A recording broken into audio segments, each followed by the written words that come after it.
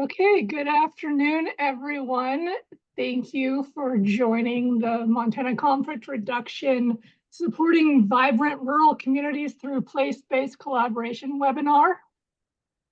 The one thing I've learned about all of these collaborations is we like to put really, really, really long names on things. So that's fun. So my name is Trina Jo Bradley. I am the chair of the Montana Conflict Reduction Consortium. And I apologize for my voice. My daughter gave me her cold. As we get started, if you would just put your name, your ranch name or organization, and your location in the chat, then we'll all know who we're talking to today. And then I would love to introduce my vice chair, Erin Edge, to introduce you to what the Montana CRC is and what we do. So thank you. Hello, all. Again, my name is Erin Edge. I'm the vice chair of the Montana CRC, and I work with a conservation group called Defenders of Wildlife. The Montana Conflict Reduction Consortium is a landowner-led group of conservation-minded individuals convened by Western Landowners Association. And you can find out a bunch more information from the website link that's in the chat. This includes livestock producers, wildlife advocates, federal agencies, state agencies, tribes, coming together to provide a forum for collaborative learning amongst diverse stakeholders, and also to provide an opportunity to find overlap and interest to inform collective action on policy or other opportunities. So I think with that, we will move on to the webinar. We really appreciate everybody being here. Hey everybody, I'm Matthew Collins. I'm the Working Wild Challenge Manager with Western Landowners Alliance, and I've got the great fortune of working with Trina and Erin to help facilitate the Montana CRC. And today we're going to be jumping into a discussion around a new funding source that can support place-based collaborative groups who are seeking solutions to wildlife conflicts within communities. And then also, while there's some groups that have formed in Montana, we'll go into who those groups are, what their function is, how they formed. There's areas where these groups may not exist, or where there may not be a group to represent folks who are looking to address some resource concerns. So we brought a great panel of people together to talk through the process of how to form these groups and get funding on the ground to address resource concerns, whether it's weed, water, wildlife conflicts. So without further ado, I'll kick it over to Steve Primm with Heart of the Rockies Initiative, who will be talking about this funding opportunity. And so I'll just pull up a presentation. Great, thanks, Matt. Hey, everyone. We'll get to my limited number of slides here. There we go. So I'm Steve Primm with Heart of the Rockies Initiative. I'm the Carnivore Conflict Reduction Manager for Heart of the Rockies. And we're going to talk a little bit about some funding that's going to become available here in the next week. And with the proposal deadline being early October. So next slide, Matt. So this is funding from the America the Beautiful Challenge grant that a number of different locally led groups around Western Montana collaborated on securing in 2024. This is funding from the National Fish and Wildlife Foundation. The grant was awarded to Montana Fish, Wildlife, and Parks, and Heart of the Rockies is managing that grant in partnership with FWP. The grant money, some of that grant money has already hit the ground. The core groups that participated in getting that money in the door had some pre-allocated funding that's already going to conflict reduction programs around the state. These are community-driven projects. We want to emphasize that that the intent here is to support community-led efforts, not so much individual projects, but collective efforts at the community level. And in addition to the pre-allocated money, we had an initial competitive request for proposals in the spring, and got those grants out the door. They totaled over $484,000. Give you a few examples of what those grants covered. The biggest one was a wildlife exclusion fence around the Powell County landfill outside of Deer Lodge. That was $112,000. And on the smaller end of the projects, Whitefish Legacy Partners have a community trail system, and so that's supporting an educational coordinator, bear-resistant garbage cans, and bear spray training canisters. They're for trail users in the whitefish community. And we have a number of projects involving staff capacity, a lot of garbage infrastructure, projects like that. So that gives you an idea of what that first RFP funded. Next slide, please. So this new request for proposals is going to open within the next 10 days. We've got $750,000 total available, with grant size ranging from $5,000 minimum up to $150,000. We'll be looking for a 15% cash match from the recipient organizations. And as I said, that's going to that docket will close on Friday, October 3rd at the end of day. And we can help you review those draft proposals as long as you submit a draft to us by Friday, the 12th of September, end of day. Next slide. So I want to really emphasize again that we do want technically sound projects that actually contribute to reducing conflicts, but we want that embedded within the context of a community organization. We're really trying to reinforce community ownership and ingenuity at the local level, because that, as most people on this webinar would probably agree, that's the best route to really enduring change, is to have the community really take this on as its own, and develop a strong community organization for addressing these conflicts and ultimately reducing them. Okay, next slide.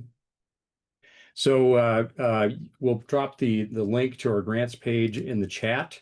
You can also, if you want, point your camera at this QR code, and that'll give you a link to that same grant webpage. Like I said, it's not live yet. That information isn't available at that page, but it will be within the next 10 days. So you can get at me with any questions. And like you said, we'll also happily help you with your draft proposals, as long as you get them to us in plenty of time. And I think that's about it. Next slide. And just wanted to thank all of our various partners who've been involved in this. This has really been a team lift over the years. A lot of great work going on at the local level, and some great partners in the agencies as well. So any questions so far? So if you have any questions, go ahead and put them in the chat, or you can raise your hand and then we can bring you up to a panelist, so then you can ask that question. But easiest way is just to pop that in the chat real quick, and then Steve can get that answered around this funding opportunity. Yeah, Nate, Kara, did you have any additions you wanted to weigh in with?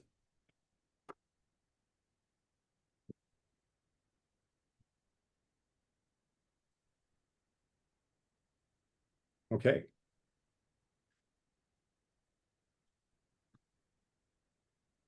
Great. Well, thanks, Steve. And one thing to mention is that this funding opportunity is open to county governments, place-based groups, and individuals if it goes through another organization. And so really what is important is to have in your community a organization that can handle these funds and get them onto the ground. And really what we're going to highlight in this next portion is perspectives from folks who have started place-based groups, whether they're ranchlands groups, whether they're associations, to help represent the needs of their community.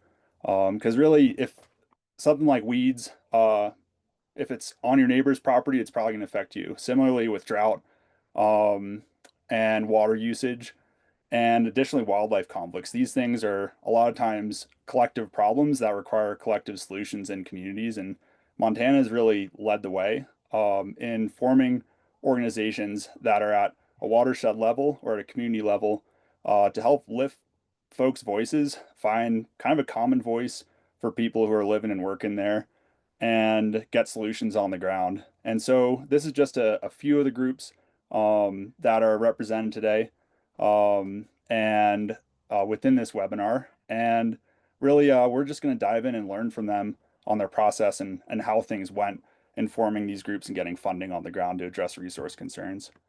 So what is a place-based group? These groups find areas of agreement and shared purpose to meet a variety of resource challenges and a means to coordinate community scale action to address wildlife livestock conflicts. In some senses, some work on water issues, other wildlife issues, as well as weeds and other resource concerns, potentially fire. And then they also offer processes to lift landowner and livestock producer needs. And they each have their own flavor. They look a little different, and that's kind of the beauty of it. There's no one specific formula, but it's really creating a decision-making process that represents your community, includes folks in your area, and get funding to make things happen. So what's really important in thinking about these wildlife livestock conflicts is the regulatory context. What tools are available to folks or not available to folks. And so at Western Landowners Alliance and with the Conflict Reduction Consortium, really, we think about that through the lens of the 4 C's, and that's conflict prevention, compensation, lethal control, and collaboration. And this really kind of defines how different people might see problems. Some people might see a lack of conflict prevention. Some people might see too many conflicts, lack of lethal control. But really, these groups are a way to get folks on the same page. And really, where they've been effective is in the conflict prevention and collaboration front. And also just building trust between all the different groups that are involved, agencies, landowners, could be different NGOs, to help those other 2 C's as well, and just help the whole system for reducing conflict work better. But a lot of the funding on the ground that goes out from these groups is around this conflict prevention piece.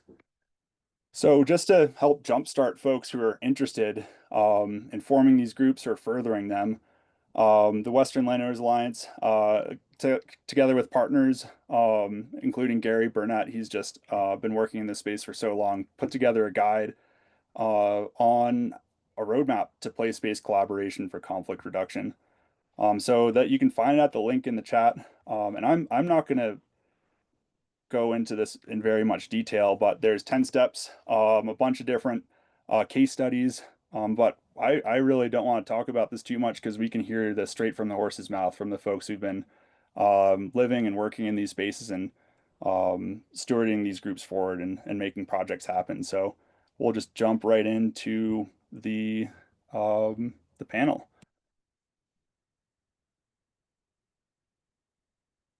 So first, if anybody has questions, feel free to pop them in the chat, and then we'll get those answered, whether it's on the presentations or as you hear the panelists speak. You can put your question in the chat, and we'll make sure that it gets answered during the Q&A portion at the end. So bear with me 1 second. So panelists, if you could pop on your videos. We've got a big crew today, so I'll just call it out on my screen, and then if folks would introduce themselves, and then we'll jump right into things. So Pedro.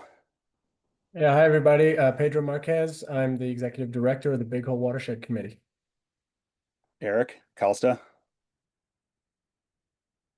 Eric Calsta, Working Wild Challenge Director for WLA, rancher in Southwest Montana, and member of the Watershed Committee. Linda. I'm Linda Owens. I'm the project director for the Madison Valley Ranchland Group, which is a rancher-led nonprofit in the Madison Valley. Eric Graham.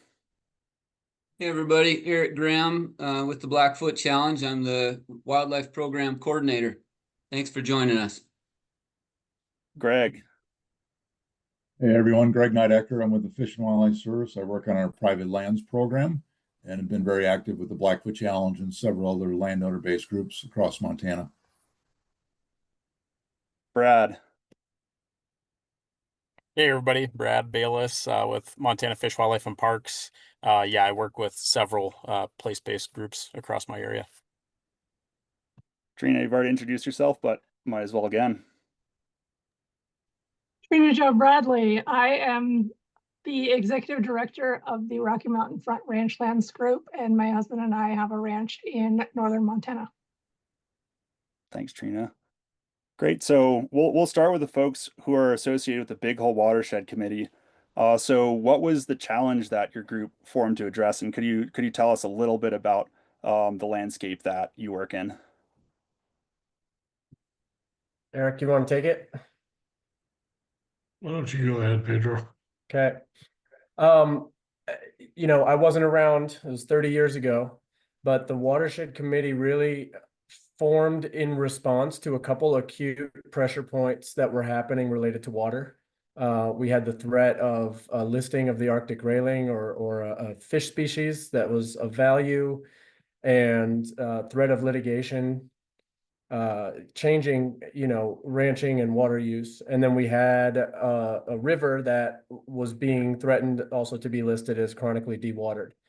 And I think both of those at the end of the day were signals that higher ups and decision making was going to start happening at higher up levels at agencies, whether federal government or state government, and that model, that structure for decision making over water was just untenable, I think, to local folks. And so how I understood it was there was a real urge and a need to come together, start meeting in a room, start understanding the resource, start really understanding how much water we have, where it's going, how are people using water. So a lot of science had to be funded to really start answering a lot of those questions. And then in the process, we really, the stakeholders in the watershed, including fishing guides, ranchers, conservation organizations, Butte Silverbow water supply, because they get 50% of Butte's water comes from the Big Hole, all started a process of learning together. And I think that has been the hallmark of the organization. And we've been meeting every third Wednesday, basically, for 30 years. And I think that consistency is a huge part of the social infrastructure that's been built in the Big Hole that then allows a lot of other project work to get done. Yeah, I think Pedro really nailed it. I mean, I always say the watershed meeting or watershed committee arose out of a series of fistfights, which is not true. We were having, well, which is not untrue. We were having meetings prior to the formation of the watershed committee. But you know, if you go to the list Matt showed earlier, I think he said spark, and I would use the word catalyst. The catalyst really was the grayling listing coming, and that made everyone understand that everybody had a lot to lose, and they had to stop fighting and start talking. I think the interesting thing that arose out of it, you know, Matt talks about weeds. Our committee has branched off into a lot of different areas, and a big part of our focus now is kind of ecological restoration. But we've had, you know, we've had a weed committee, we have a wildlife committee, we have all these different subcommittees that, you know, once we realized we could deal with one issue, then we started seeing that there were other issues we should deal with and should be involved in. And I think that was really the nice part of it. We would have never got together for weeds, but with that initial catalyst of you know, an ESA being held over our head, it definitely pushed some buttons for everyone. And just real quick, from my perspective, coming in after, you know, I'm thankful that I came in after some of the hard part of the difficult conversations early on, and the you know, really different perspectives, having to kind of understand each other. And one of our founders, Jim Hagenbarth, loves to say, you know, it takes about 3 years for people's personalities to kind of get out, and the sort of performative aspect of getting into public and meeting each other regularly, sort of that has to sort of work itself out.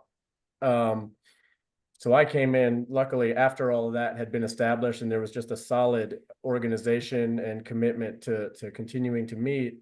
And one of the things I've noticed is what the Watershed Committee has demonstrated is our ability to fill critical capacity gaps that the agencies have to do some of the work to get projects on the ground. Our sort of persistence and just getting in and understanding the resource issues, whether it's a landowner that brings it to us or an agency person that brings it to us. And we know that all the agency personnel are overworked and you know, underpaid, even more so now. And so there's a real niche and an important gap that we fill.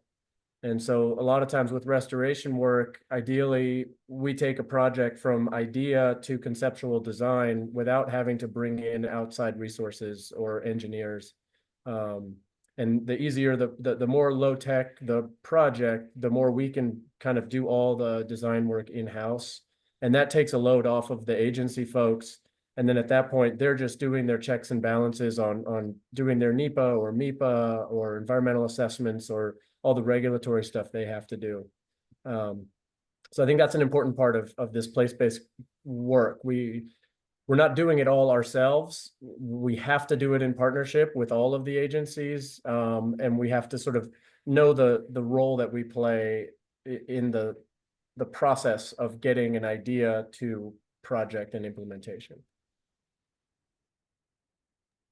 Thanks, you too.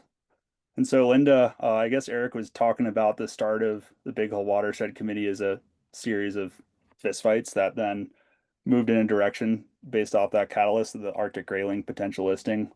Were there fistfights where you were, or was it something a little bit calmer? And then what was the kind of key reason the Madison Valley Ranchland group formed? So we formed in 1996. It was a group of 7 local ranchers, family ranches at the time, that formed. Carlos, who was the lieutenant governor at the time, was one of those ranchers. So he could see the vision from a different view, which helped us and brought in resources also. For me, it was because I was so tired of listening to people bellyache all the time, but not wanting to be part of a solution. And to me, if you want to complain, you don't earn that right until you've been part of the process. And I felt that through the years. I have no patience if people aren't willing to step up and try to make changes. We've come a long way and worked on a lot of different projects through the years. Right now, our weed committee is really active. For the general board, I'm the only one that's on. I run around. I have a lot of passion, but I'm getting tired. But I think a lot of what the Ranchland group has morphed into through the years, talking to people, is that they look to us as somewhat of the glue and the problem solver that they can come to as they're trying to decide who to work with, best avenues. And to me, that is a true community group then, that we can help build a better community, not just ranching, because ranching and ag is just part of this, but it makes where we live so much richer. And we have so much pressure from the Madison River fishing, that notoriety, and being close to the Gallatin Valley, that we have a lot of influx, just like all of Montana does now. But we'd had it started in the 90s. It had started for the build out.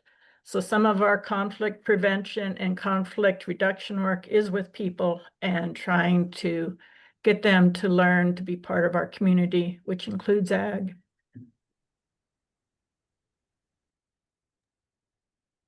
Thank you, Linda.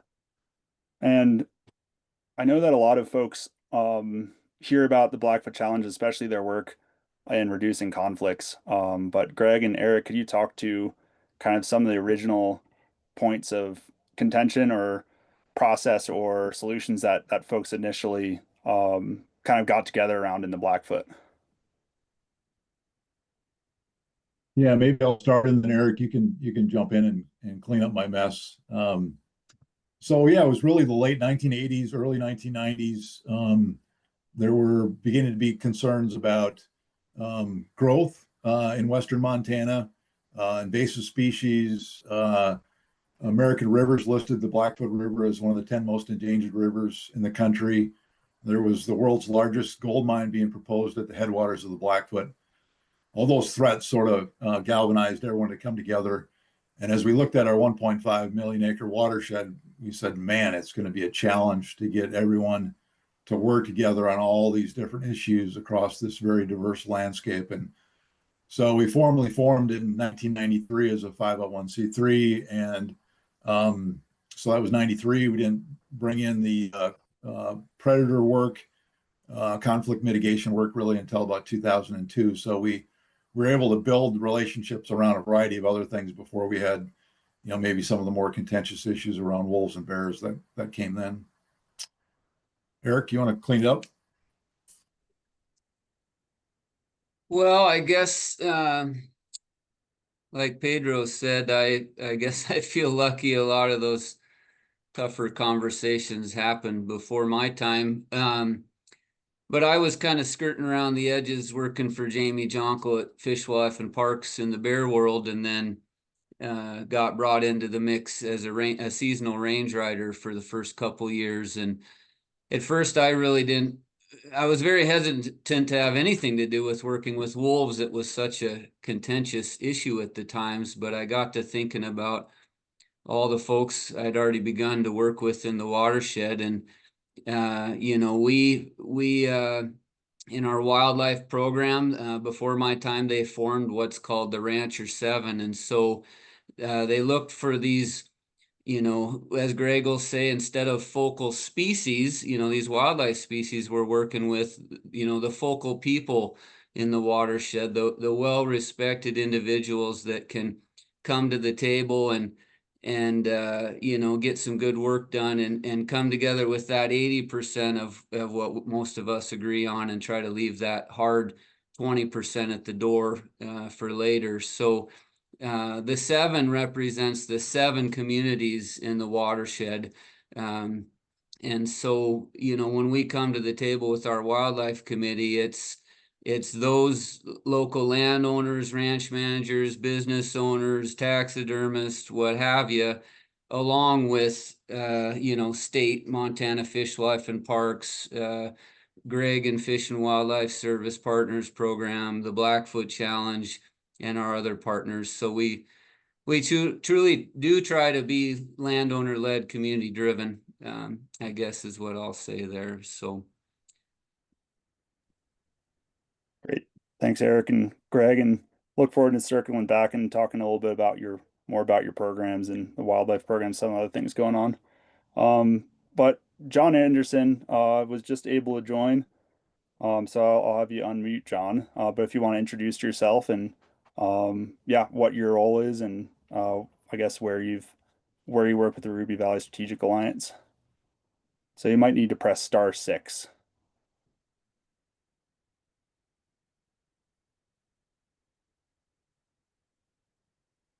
There we go. I think you're unmuted.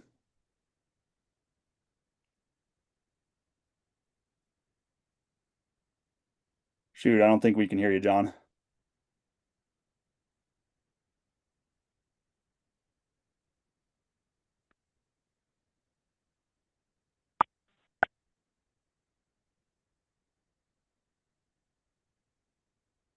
John, can you hear us?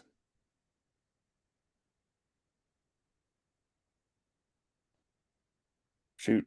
Well, Lewis, or Steve, would you mind texting John and see if he can get on the Zoom link, and then we'll just continue on, and hopefully, John, we can figure this out for you. Apologies for any tech challenges. But Trina, we'll jump over to you.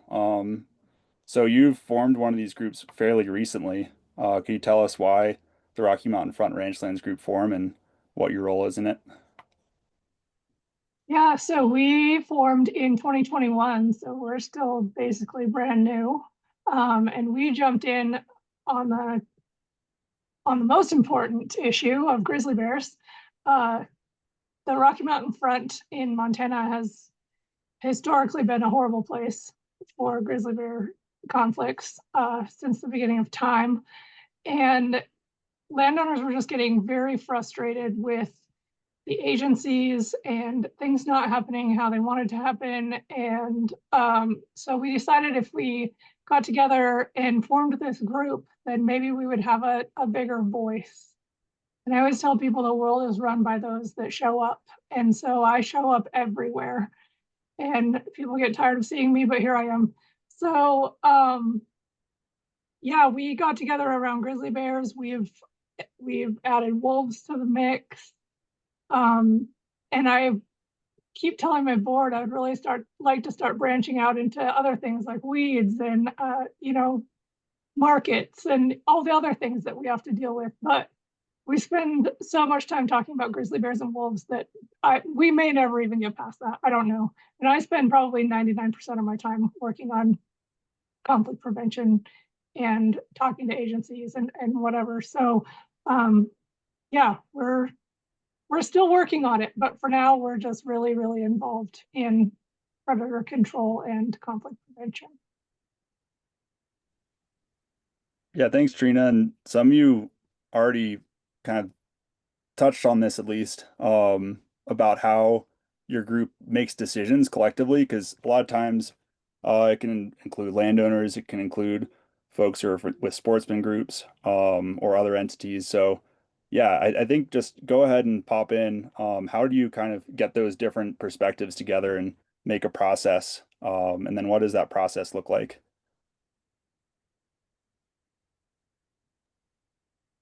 I'll step in. We're a consensus group, which can make things really uncomfortable at times. Because we do have sportsmen and we do have people of varying opinions. And what do we have, Pedro? Like 22 people on the board? Yeah, we're at 20 right now. Yeah, so it isn't very often that that we come up against someone saying no, but one person can kind of stop the whole process. And Pedro could talk more about to our exact ways around that, but mostly it's time and talking and trust, and it's pretty effective, I think.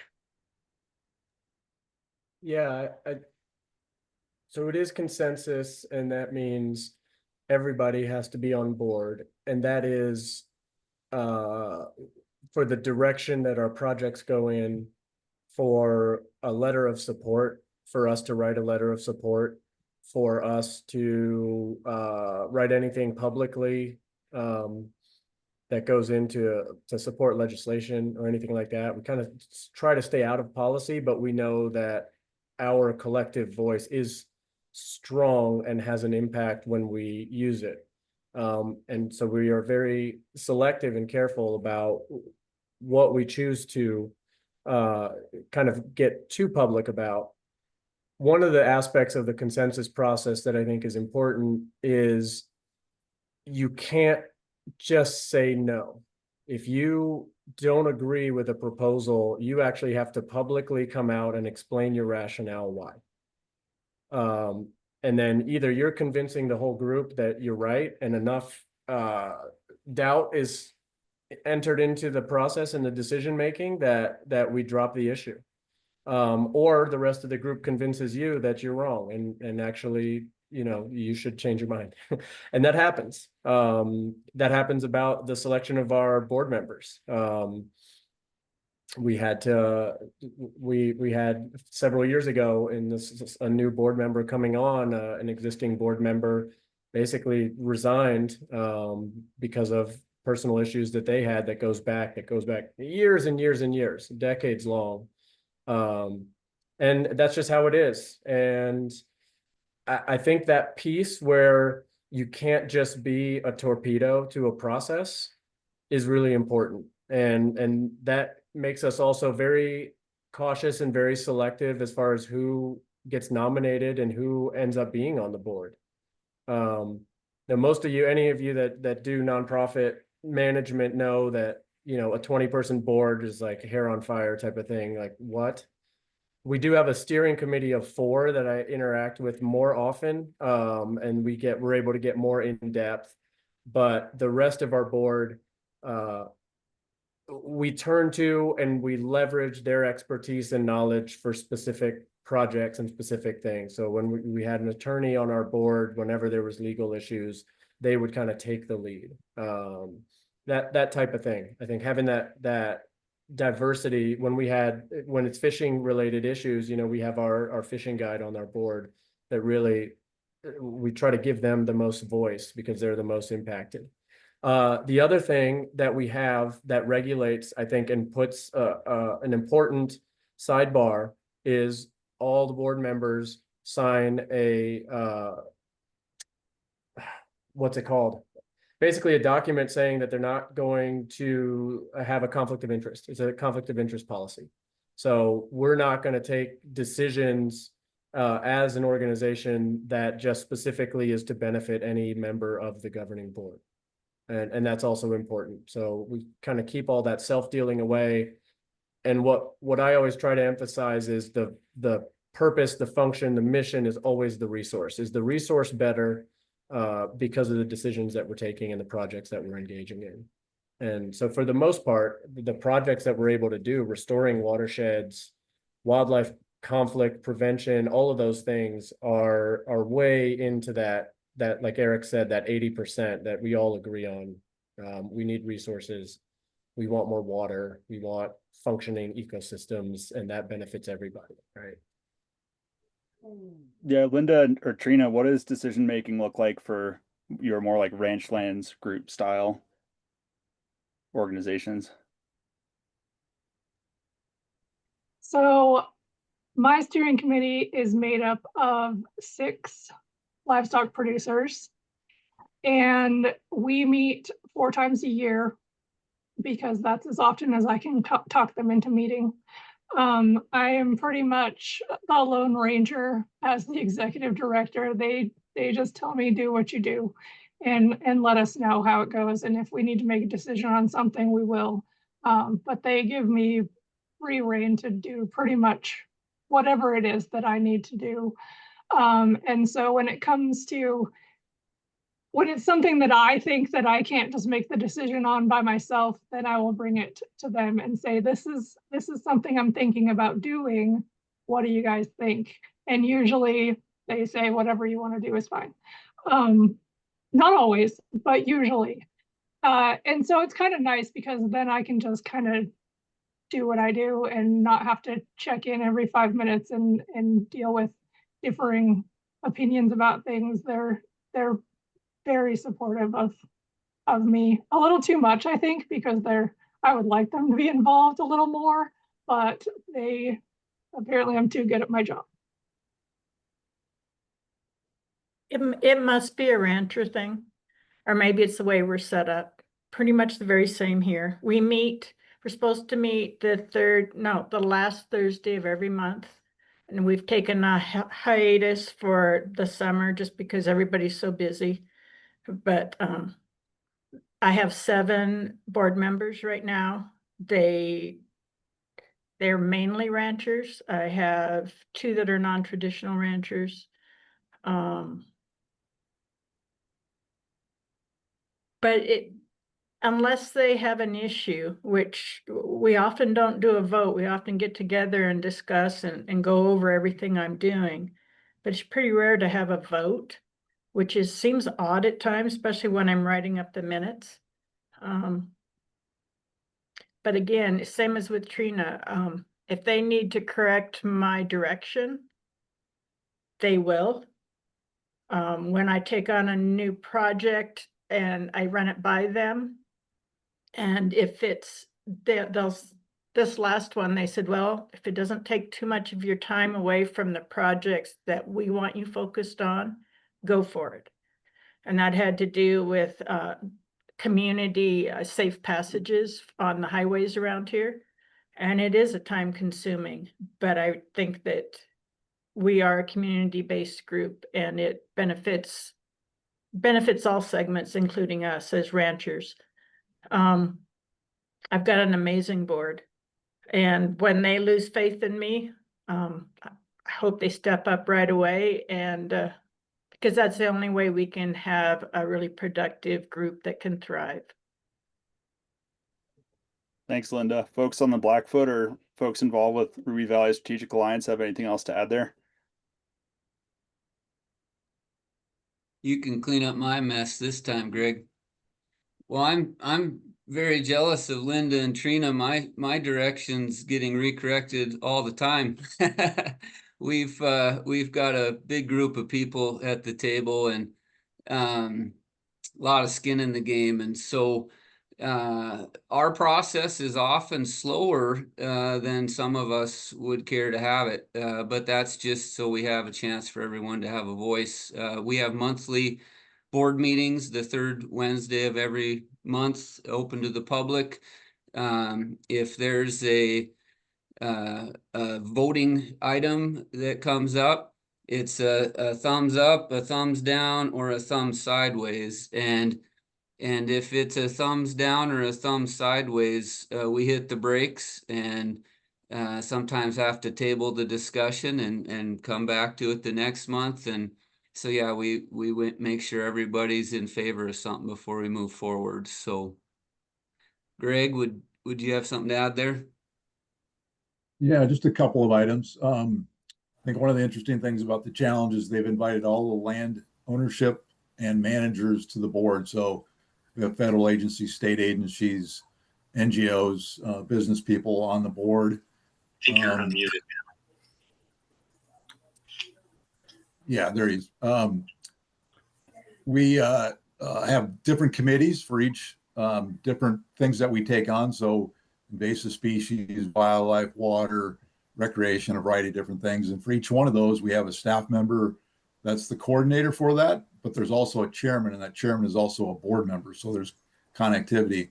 And when major issues come up, those issues don't get decided on by the board until those committees work through the process with the people at the ground. And then they make the recommendation up to the board, and then the board takes that. And I think that's very important for our process that we go through, is to make sure it's grounded. People have the chance, as Eric said, to weigh in on it, to feed it up, and then rightfully so, the board then has to make the decision final on that. Thanks, Greg. And John, glad that you're on. That I think we can hear you now. But do you want to introduce yourself and add anything to the conversation? Is my mic on now? Can you hear me? Yep, can hear you loud and clear. Okay, super. Sorry for my ineptness. You want me to just kind of start about Strategic Alliance and what that is? And is that kind of what you're looking for? That'd be perfect. And then, yeah, you can talk about why you all formed it, what your role is there, and what projects you all do. Well, just as a disclaimer, I'm probably the wrong person to be on this webinar, because one of the organizers of the whole Strategic Alliance, either Rick Sandrew or Darcy Warden, probably would be the more appropriate ones. But it came about as a result of many years ago. We were Rick Sandrew, who was a rancher in north of Twin Bridges, was working on the snowcrest issue about the wilderness area in the snowcrest, and the ranchers were kind of gathering to oppose that legislation that was being proposed by John Tester. And Darcy Warden was there with the Greater Yellowstone Coalition at those hearings in Helena on the other side of the issue. And Darcy and Rick in particular got talking to each other about, as they were standing in line waiting to testify, and they kind of discovered that they had more issues in common than they did in opposition to each other. And so as a result of that, they came together and brought Rick bringing his fellow conservation district supervisors, of which I was one of those, together with Darcy, bringing a number of her conservation organization members together and forming the Ruby Valley Strategic Alliance. And I might just throw in a little bit of a caveat, just as in my 50 years of experience as a conservation district supervisor, I've had a number of opportunities to engage with conservation or environmental organizations and individuals. And one of the things that I've found is that those folks from the other side, if you will, and that could include ranchers as well, but folks that don't want to engage you as an individual, but just want to stand back and throw rocks at each other, there's generally no way that you're going to come to any kind of consensus or common ground. And I think that was the big difference that happened with the Ruby Valley Strategic Alliance, is that we came together, probably had a lot of things that we disagreed about, but when we got to know each other as individuals and as people and developed friendships, we were able to come together and work on the things that we could agree about and the things that we had in common. And the major issue, I guess, if you will, or the overdriving issue that has held the Strategic Alliance together has been the desire to maintain working ranches. And our environmental friends, our conservation friends, realize that by maintaining working ranches, you maintain open space, you maintain all the things that are important to conservation groups, and likewise are important to the ranching community. Subdivisions don't breed the maintenance of open space, and so that's kind of the overarching issue that kind of holds us together and that we work together to maintain. And over the 5 or 6 years that the Strategic Alliance has been in existence, we've had kind of developed a reputation, if you will, as a group that can build consensus and can build support for different issues. And so we've been fairly successful in influencing legislation both on the state level and on the national level that's come down. And so that's kind of the feather in our cap, if you will, is the reputation that the Strategic Alliance has built because of the diverse group of people that are working together on those issues. Yeah, thanks a bunch, John, and for characterizing what really brought the folks together is preserving open landscapes and economics of working lands that keep those lands open. And I think everybody's kind of touched on that one way or another, is what kind of brings the group together and what kind of values overlap, and finding that initially and then working from there to build out programs and things that can hit the ground to support that vision. But yeah, I think I'd like to hear from everybody, or just whoever wants to pitch in, about what kind of outside organizations you all work with, and also for those folks who are with wildlife management agencies, Greg and Brad, what are the role of wildlife management agencies in these groups? Maybe we'll just start with you, Brad, and then go to you, Greg. Yeah, sure. As far as, I guess, to your first question with the different groups that we work with, I do a lot of work with Defenders of Wildlife, People and Carnivores, and American Bear Foundation. And then as well as, U.S. Fish and Wildlife Service, the Partners Program. They've been incredibly helpful in helping get projects off the ground and get them to completion there. As far as you were asking about my role, Matt, is that right? Yeah, with Montana Um, Fish Wildlife and Parks for it- sure. yeah, as it relates to these groups, I think for me, if anything, I'm just really leaning on these place-based groups to help me identify what they think is a priority. One of the challenges that I have is that I'm just covering such a big area. Sometimes it's difficult for me to have my finger on the pulse the same way that Pedro or Eric would, in the big hole. So like I said, I think it's just getting with these groups, identifying different priorities, and then really just doing whatever I can to, help get some of these roadblocks out of the way. If it's, for example, if it's a project that we're trying to get off the ground, just trying to get the right folks in the same room so that we can have some of those difficult conversations and try to get that process moving.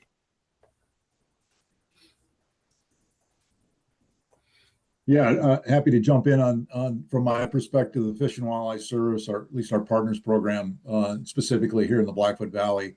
We're really trying to follow the Blackfoot Challenge's lead and be underneath that umbrella. So all the different projects are we're coordinating those collectively together with the different agencies, with the other NGOs, with the landowners, specifically through Eric's committee, the Wildlife Committee, and trying to pull our resources together on everything, talk about all the projects ahead of time, work through them together, come up with the money together, come up with the compliance together, and try to do it all collectively versus say the Fish and Wildlife Service doing it its own one place, and the challenge doing it its own somewhere else. We're trying to collectively do it together, and it's not always easy. It takes time, as Eric said. But in the end run, man, that's we don't have the time. We don't have all the expertise. We don't have all the funding to pull this stuff off at a landscape scale. And so we need to all work together. And I think where we have great landowner groups like we've got across the state of Montana, where we're all pulling together, that's where we're seeing success at scale that needs to happen for the ranchers and for the critters.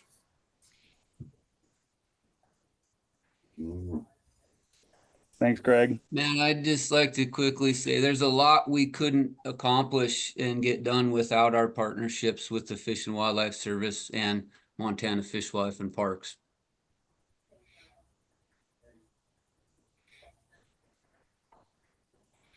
Thanks, Eric. And Brad, you mentioned a few of the other organizations that you work with. Do any of your groups work with outside organizations, whether it's for support or and what does that work look like? So yeah, we do, like I said, we do a fair amount of work with some of those groups. It's, I guess, as far as for landowner specific projects, I just kind of lack some of the experience there, so I couldn't necessarily speak to that. But as far as going back to, using like the Deer Lodge landfill fence as an example, that was me working with people and carnivores kind of initially, and just also receiving feedback from the Blackfoot Challenge and other folks, just identifying a need that, years down the road, we're going to need a fence to help contain some of these issues. And then, it was a process of getting together with county commissioners, the Deer Lodge landfill board, things like that. And so, it was really a meeting between FWP, people and carnivores, the Deer Lodge landfill board, county commissioners, things like that. That's kind of what helped get it off the ground. And I think it just kind of goes back to finding that common ground as well. Was just once we start visiting about it, then we realized that actually the county was pushing for this fence as well, just as far as a garbage containment issue. And then of course, you visit with local wildlife biologist, and there's CWD concerns surrounding carcasses being disposed in a landfill and not having an exclusionary fence and things like that. And so anyway, once we kind of got everybody in the same room, then I think it made it pretty clear that this was really important. And then from then on, it was everybody kind of working together to try to see this through. Cool. Thanks, Brad, for giving us an on-the-ground example there of what that looks like to work with a group and then bring in some other entities like counties to get a project on the ground.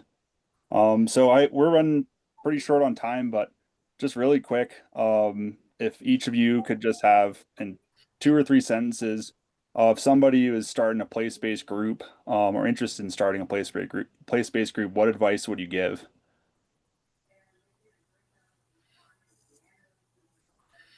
I might weigh in first. This is Johnny Anderson. I think probably the first step would be to identify the people that would be important to your cause, the people and groups in particular that would be important to your cause. And one thing that we've found with the strategic alliance has been that it kind of started out with one rancher and one representative from the Greater Yellowstone Coalition, and it just grew from that exponentially. And the strategic alliance is continuing to grow as we have representatives. To answer your previous question, we have representatives from the county commissioners. We have a representative from the planning board. We have Fish, Wildlife, and Parks participates with the local fish biologist. And so, I think if you have the right people from the outset, your group is just going to continue to grow as you develop interest. We have representatives from Senator Daines's office, Senator Sheehy's office that participate in our meetings almost monthly. So the group will kind of breed itself. Blackfoot Challenge is a really good example of that, I think.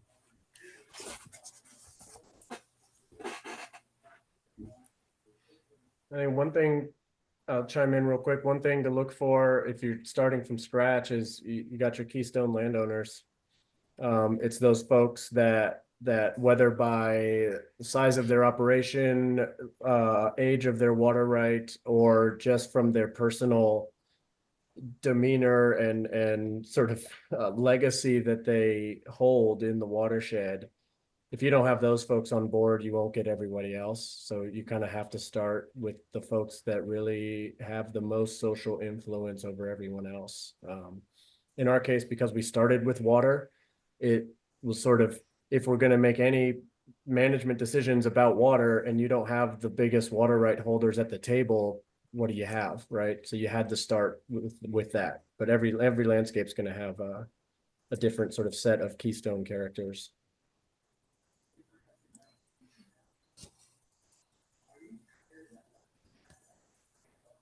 This is Linda, and I would say just from being a part of the group at its inception to becoming the project director. If you're only hearing yes, yes, yes, you're talking to the wrong people, because that means you're not dealing with the real issues. And it's not, you may hit a smooth spot, but that doesn't mean it's success. Success is hitting those bumps, because then you know that you're active and that things are happening.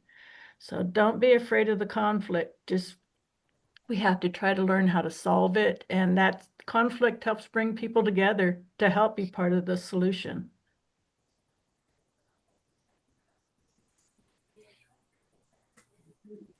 So I've left 1 minute for audience questions out loud, but thanks to panelists for answering those so well in the chat. Really appreciate that. And so one of the questions that came up recently is around wildlife vehicle collisions and safe passage for wildlife. Is there any work that's being done from any of these groups on that issue?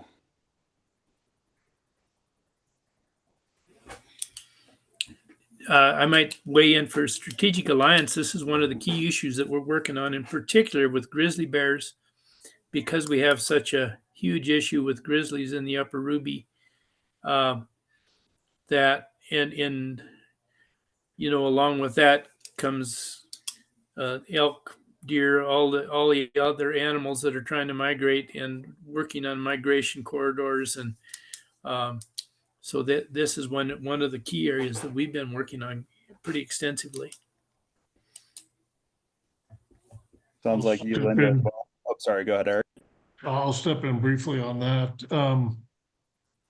The Watershed Committee stepped in and helped on a project I had in which we did a lot of camera work here on the ranch to prove that we were having issues with moose crossing through kind of a migration area and getting hit. The Watershed came in and kind of backed us up on that.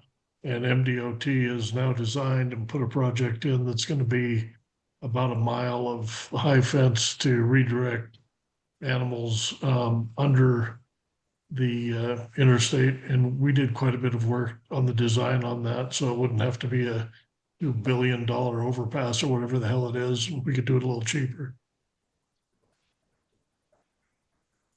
Well, I think we're at time. If you're a panelist and you're willing to have folks reach out to follow up, feel free to put your email in the chat, but no pressure, only if you're interested.